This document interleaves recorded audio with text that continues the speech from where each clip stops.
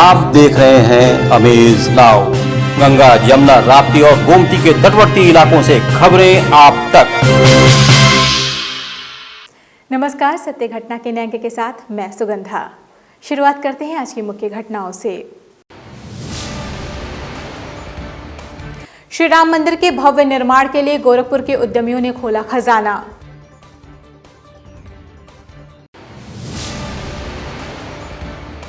गोरखपुर के प्रभारी मंत्री रमापति शास्त्री ने गोरखपुर सर्किट हाउस में अधिकारियों एवं जनप्रतिनिधियों के साथ की समीक्षा बैठक।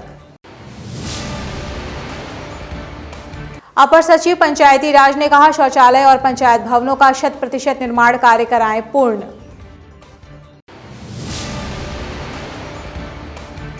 संत कबीर नगर में स्वास्थ्य कर्मियों के साथ साथ फ्रंटलाइन वर्कर्स का हुआ कोविड टीकाकरण। बलिया के विधायक जिलाधिकारी कार्यालय पर 101 घंटों का रखेंगे उपवास।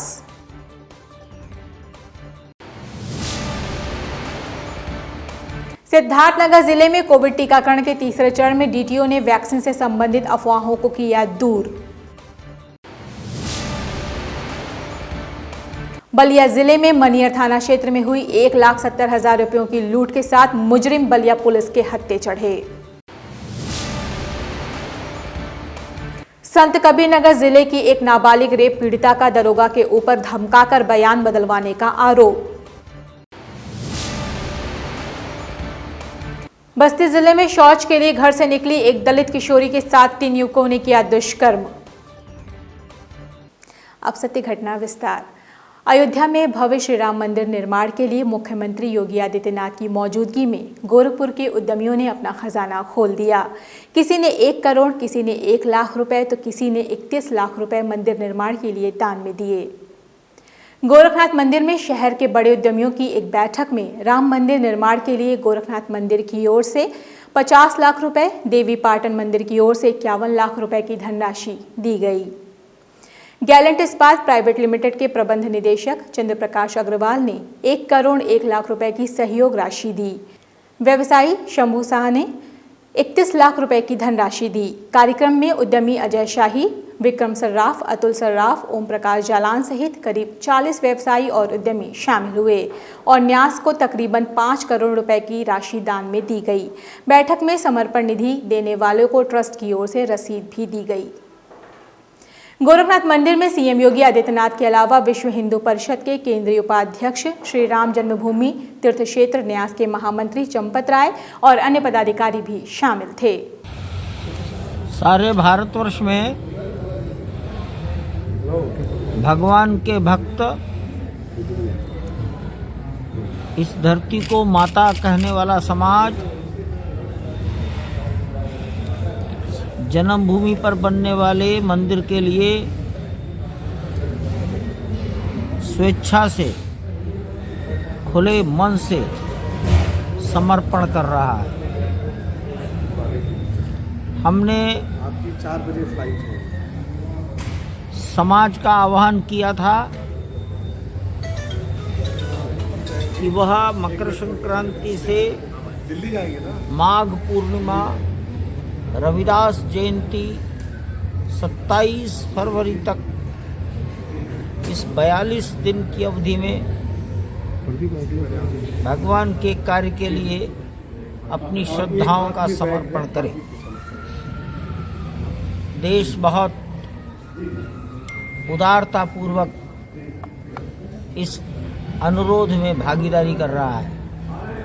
गोरखपुर में प्रदेश सरकार द्वारा चलाए जा रहे विकास कार्यों के क्रियान्वयन और कानून व्यवस्था को सुदृढ़ करने के लिए गोरखपुर जिले के प्रभारी मंत्री रमापति शास्त्री ने आज गोरखपुर सर्किट हाउस स्थित एनेक्सी भवन में एक समीक्षा बैठक की।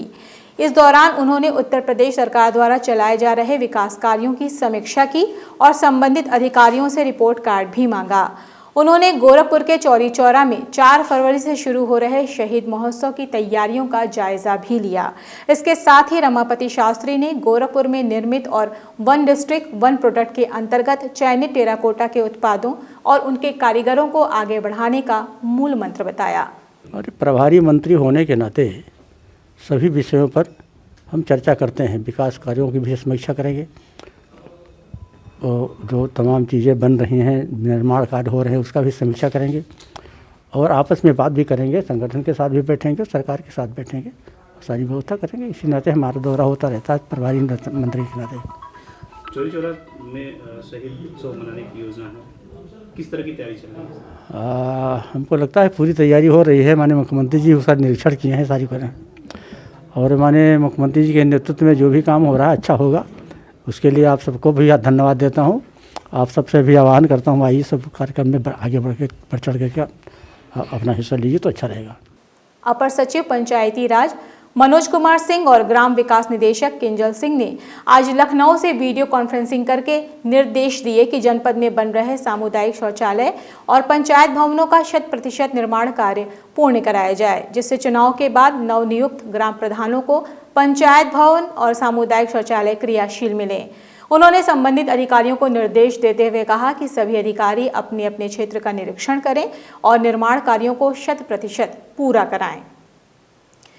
गोरखपुर के NIC वीडियो कॉन्फ्रेंसिंग हॉल में उप निदेशक पंचायत समरजीत यादव, मंडलीय सलाहकार VK मल, DPRO हिमांशु शेखर ठाकुर सहित अन्य संबंधित अधिकारी मौजूद थे।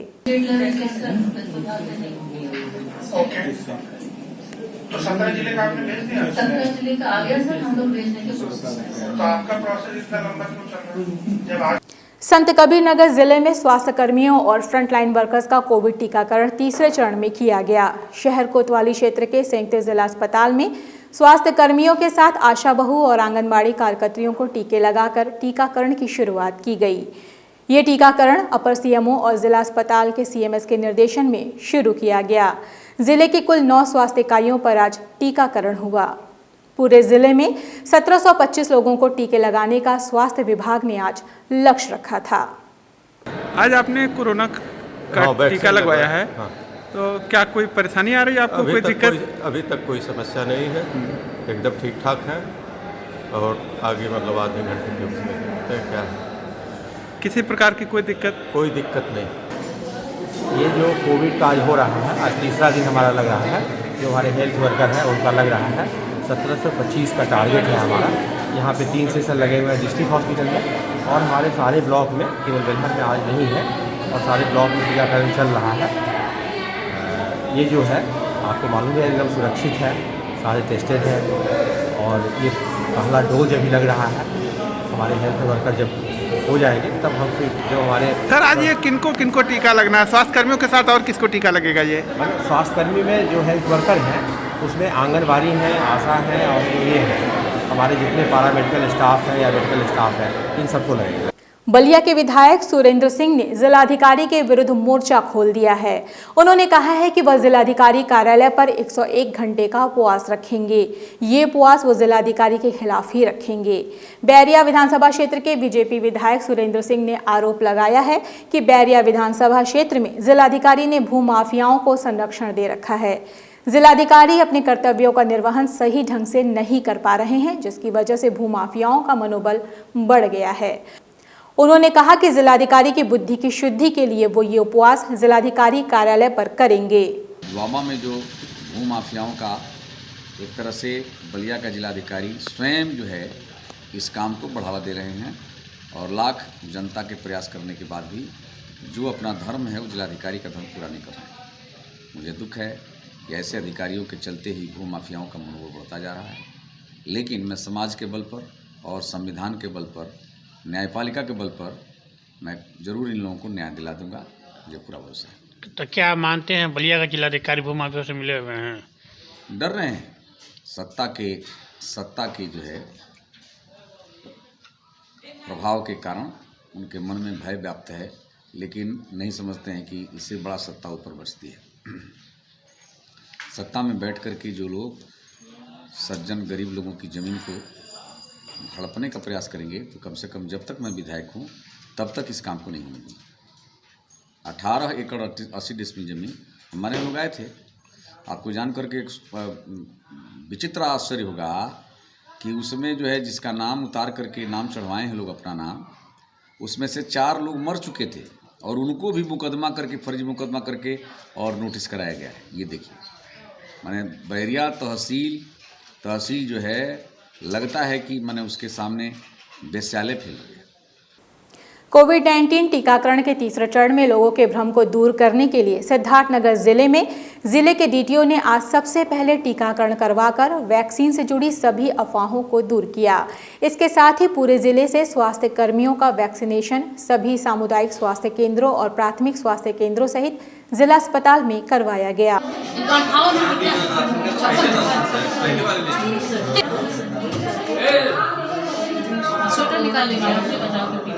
मैम क्या ऐसे बोल रही है?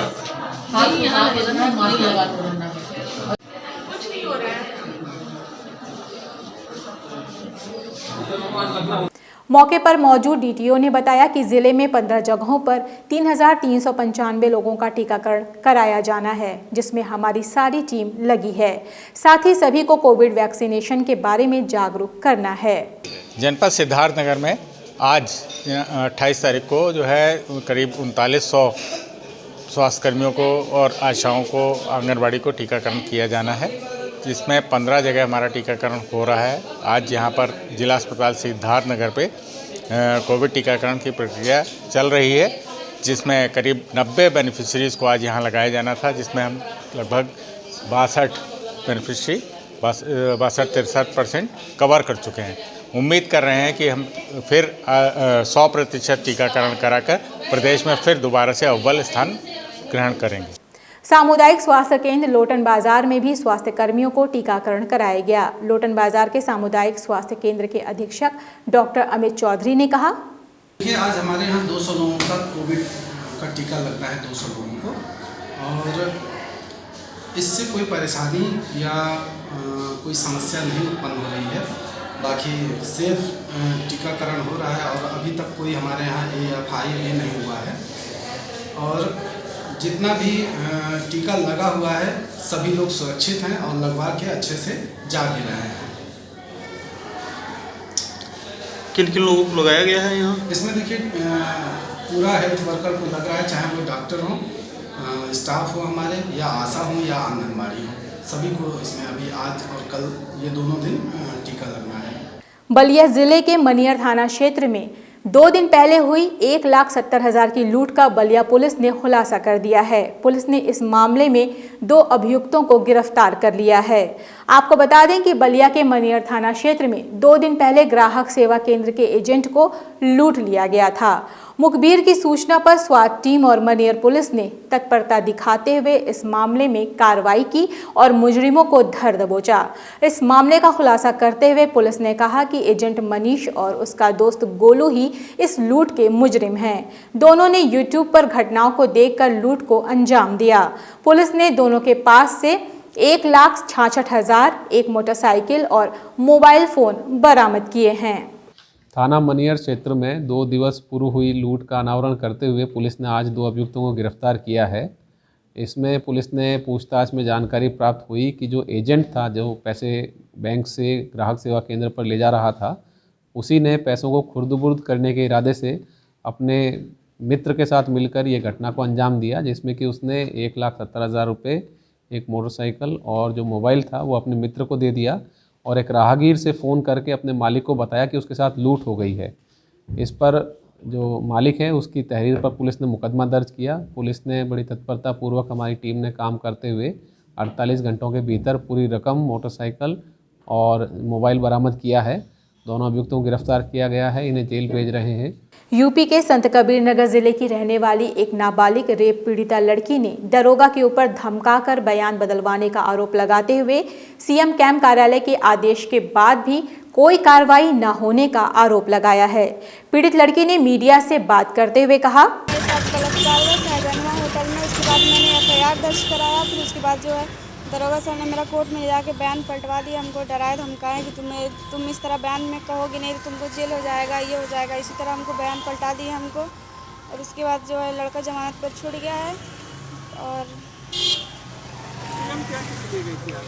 मैंने सब जगह FIR मतलब ये दरख्वास्त दे के थक गई, परेशान हो गई, दौड़ते दौड़ते, कहीं से कार्रवाई नहीं हो रही। फिर उसके बाद मैं CM सर के पास गई। उन्होंने कहा SP सर से जाके मिलिए और कार्रवाई होगी। अगर कार्रवाई नहीं होगी तो उसके बाद फिर हमारे पास आइएगा।